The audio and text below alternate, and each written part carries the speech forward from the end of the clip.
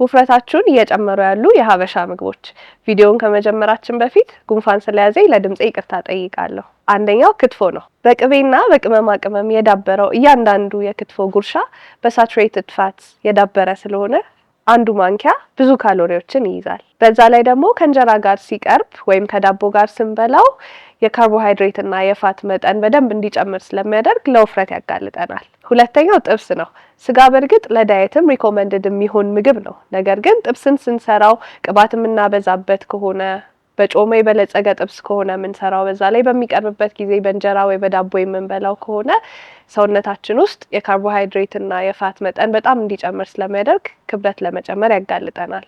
ዶሮ ወጥ የተደበቀ የካሎሪ ክምችት አለው። ከፍተኛ የዘይትና የቂቤ መጠንን ይዟል። በአንድ ጊዜ የሚቀርበው ወጥ በቀላሉ ከ500 እስከ 600 ካሎሪ በውስጡ ሊይዝ ይችላል። ይህም ደግሞ በውስጡ ካለው ዘይት፣ ቂቤ፣ በውስጡ ከሚከተቱት እንቁላሎች በሙሉ ተደባልቆ የምናገኘው ነው። ይሄን ስንል ክትፎ አትብሉ እያልን አይደለም። ነገር ግን እነዚህ ነገሮች በምንመገብበት ጊዜ ውፍረት እንድንጨምር እያደረጉን እንደሆነ እንድናቅ ነው።